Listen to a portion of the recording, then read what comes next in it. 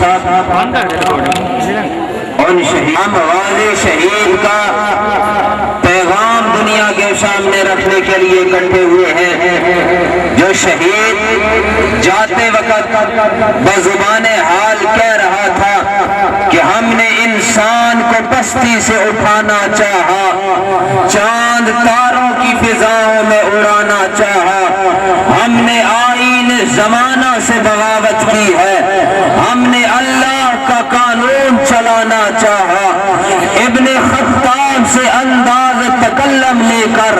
تخت پرویز کو سر عام ہلانا چاہا، رب اکبر کی قسم، رحمت عالم کی قسم، ہم نے دامان محمد کو بچانا چاہا۔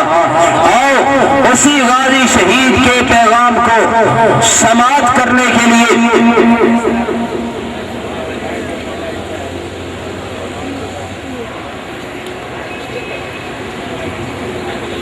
ایک خطیب کو دعوت دینے لگا ہوں، لیکن اس سے پہلے یہ اعلان سماعت فرما لے کہ جرنیل شہید کی نشانی حضرت محمد عالم طارق صاحب دامت برکاتہم تشریف لا چکے ہیں۔ اسی طرح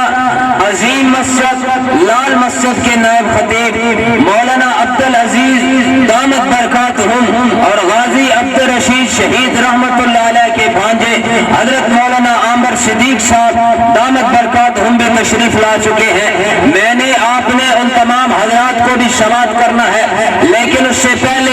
ایک اور نوجوان خطیب کو سماعت کرتے ہیں۔ میرے بھائیوں، ہمارا تعلق اہل سنت والجماعت اکابر علماء دیوبند کے ساتھ ہے، اور دیوبند کا اسٹیج یہ وہ اسٹیج ہے جس پر کبھی امیر شریعت عطا اللہ شاہ بخاری رحمت اللہ علیہ اپنی خطابت کے جوہر دکھایا کرتے تھے، کبھی قاضی احسان شجاع آبادی اپنی خطابت کا جوہر دکھایا کرتے تھے۔ اسی اسٹیج پر کبھی شورش کاشمیری جیسا خطیب بول رہا ہوتا تھا، اسی اسٹیج پر کبھی مجدد ملت مولانا حق نواز شہید رحمت اللہ علیہ جیسا خطیب بول رہا ہوتا تھا، اسی اسٹیج پر کبھی مورخ اسلام علامہ ظہور امان فاروقی شہید کون فاروقی جس کو قبر کی پاتال میں اتارا جا رہا تھا، ایک عالم نے رو کر کہا، لوگوں آج ہم فاروقی کو دفن نہیں کر رہے بلکہ البدایہ والنہایہ کے حافظ کو زمین کے حوالے کر رہے ہیں۔ کبھی اس اسٹیج پر ظہور امان فاروقی جیسا خطیب گرجا کرتا تھا، کبھی اسی اسٹیج پر جرنیل اعظم محمد اعظم طارق کی صورت میں خطیب اپنی خطابت کے موتی بکھیرا کرتے تھے۔ آج وہ لوگ ہم میں موجود نہیں ہیں، لیکن سچی بات ہے وہ جن لوگوں کو سبق دے کے گئے ہیں، جن کو اپنا مشن دے کے گئے ہیں، وہ اس مشن کا جھنڈا اٹھائے ہوئے آج بھی برسر ممبر ہے۔ میں جس خطیب کو دعوت دینے لگا ہوں، یہ اپنے اکابر کی خطابت کا جھنڈا اپنے ہاتھ میں لے کر برسر ممبر چوکوں اور چوراہوں میں، گلیوں اور بازاروں میں ممبر پر بیٹھ کر انہیں اپنے اکابر کے دیے ہوئے سبق کو دوہرا رہے ہیں اور اعلان کر رہے ہیں، یادوں کے دریچے ذرا کھول کے دیکھو، ہم لوگ وہی ہیں یا نہیں، تم بول کے دیکھو، ہم اوس کے قطرے ہیں یہ بکھرے ہوئے موتی، دھوکہ جو نظر آئے تو ہمیں رول کے دیکھو۔ بھرپور نعرہ میں استقبال کیجئے فاضل نوجوان مقرر شعلہ بیان عالم اسلام کی عظیم یونیورسٹی نصرت العلوم کے استاد حضرت مولانا شاہ نواز فاروقی صاحب۔ نعرہ تکبیر، ایسے نہیں گرج کے نعرہ تکبیر، شان رسالت، شان صحابہ، شہداء اسلام، شہداء ناموس صحابہ، شہداء لال مسجد، اکابرین اہل سنت والجماعت، سر بکف سر بلند، جرأت مند غیرت مند حضرت مولانا شاہ نواز فاروقی صاحب دامت برکاتہم۔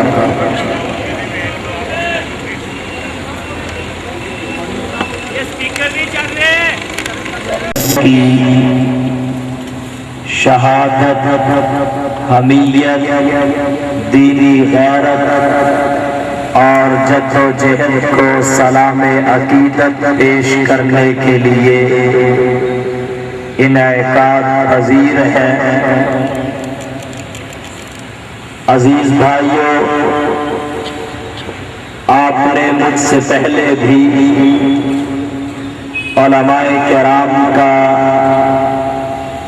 اظہار خیال سماعت فرمایا، اور بعد میں بھی یقیناً آپ بیانات سنیں گے۔ میں چاہتا ہوں کہ گفتگو کو اس انداز سے آپ کے سامنے پیش کیا جائے کہ اگر مجھ سے پہلے کسی خطیب نے بیان کیا ہو تو اس کے ساتھ بھی تکرار نہ آئے، اور میرے بعد بھی کوئی بیان کرے تو اس کا بھی میری گفتگو کے ساتھ تکرار نہ آئے۔ اگر اسٹیج پر بیٹھ کر پہلے خطباء کے بیانات سنتا تو سب کچھ سامنے ہوتا، اب میرے سامنے نہیں کہ شہداء کے حوالہ سے خطباء نے کیا بیان کیا، کیا چھوڑا، اس لیے ظن غالب کو مد نظر رکھ کے کچھ گزارشات پیش کروں گا۔ عزیز بھائیو، ہم سب کا تعلق اور جن شہداء کی شہادت اور عظمت کو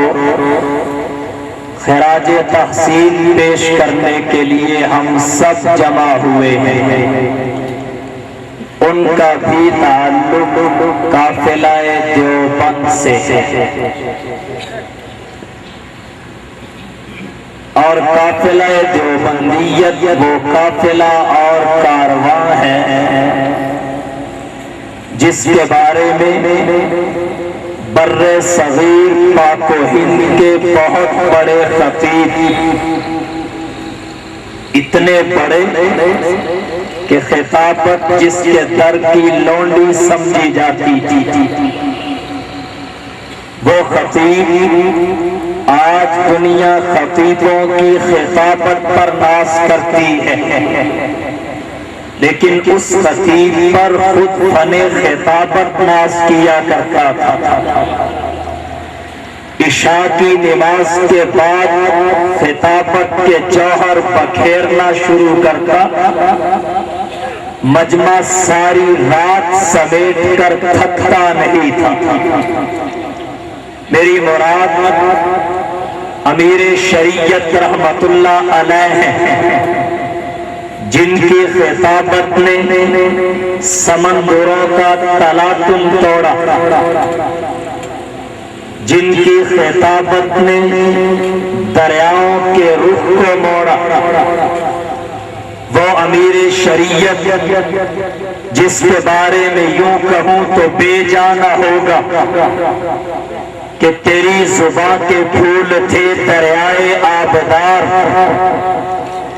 تیری زباں کے پھول تھے دریائے آبدار، اور تیرے بیاں پہ فن خطابت کو ناز تھا، دل و دماغ تھے تیرے قدرت کا معجزہ، اور سینہ تیرا مدینہ سوز و گداز تھا، کانوں میں گونجتے ہیں بخاری کے زمزمے، کانوں میں گونجتے ہیں بخاری کے زمزمے، بلبل چہک رہا ہے ریاض رسول میں۔ امیر شریعت رحمت اللہ علیہ فرماتے ہیں قافلہ دیوبندیت وہ قافلہ ہے کہ صحابہ کی ارواح کا قافلہ چلا جا رہا تھا، صحابہ کی ارواح کا قافلہ چلا جا رہا تھا، اللہ نے اس قافلہ میں سے کچھ افراد کو روک لیا، اپنے پاس بچا کر رکھ لیا،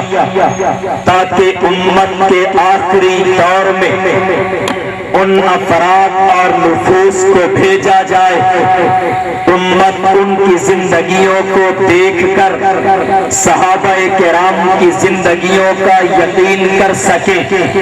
تو علماء دیوبند کا قافلہ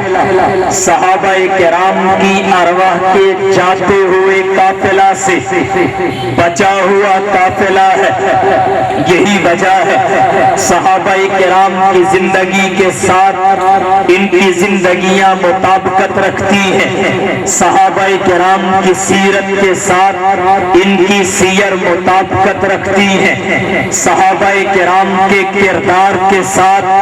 ان کا کردار میل کھاتا ہے۔ مثال کے طور پر صحابہ کرام علیہم الرضوان کی سیرت اور حیات طیبہ پر جس وقت روشنی ڈالی جاتی ہے، جس وقت صحابہ کرام کی سیرت، تاریخ اور کردار کو دیکھا جاتا ہے تو صحابہ کرام نبوت کے فرما بردار، نبوت کے جانثار، نبوت کے اطاعت شعار اور نبوت کے تابعدار نظر آتے ہیں۔ علماء دیوبند کی تاریخ پر جب نظر ڈالی جاتی ہے تو ان کا بھی ہر لمحہ، زندگی کی ہر گھڑی اور سانس نبی کریم صلی اللہ علیہ وسلم کی اتباع اور اطاعت میں گزرتا ہوا نظر آتا ہے۔ صحابہ کرام نبی کے فرما بردار ہیں، علماء دیوبند بھی نبی کے فرما بردار ہیں، صحابہ کرام بہادر ہیں، علماء دیوبند بھی بہادر ہیں۔ صحابہ کرام کو جنگل کے درندوں اور شیروں نے راستے بتائے ہیں۔ بخاری شریف میں روایت آتی ہے، حضرت سفینہ رضی اللہ تعالی عنہ صحابہ کرام کے قافلہ کے ساتھ جا رہے تھے، چلتے چلتے راستے میں موسم بدل جاتا ہے، اچانک فضائے آسمانی کو کالی گھٹائیں گھیر لیتی ہے، بادل گرج رہا ہے، بجلیاں کڑک رہی ہے، شیر اور درندے دھاڑ رہے ہیں۔ یہ راستہ بھول کے صحابہ کے قافلہ سے بھٹک جاتے ہیں۔ حضرت سفینہ چلتے چلتے ایک غار کے دہانے پہ جا کھڑے ہوتے ہیں۔ جب غار کے دہانے پہ صحابی رسول حضرت سفینہ کھڑے ہوتے ہیں، اندر سے ایک شیر نکلتا ہے، وہ صحابی رسول کو دیکھ کر دھاڑنا شروع کر دیتا ہے۔ جس وقت شیر دھاڑتا ہے تو صحابی رسول زبان سے صرف اتنی بات کہتا ہے کہ جنگل کے درندے صبر کر، تجھے پتا ہونا چاہیے کہ آج تیرے سامنے معمولی انسان نہیں کھڑا، محمد کا غلام ہے، زمانے کا امام ہے، آج تیرے سامنے کھڑا ہے۔ میں راستے کو بھول چکا ہوں، میں صحابہ کے قافلہ سے بھٹک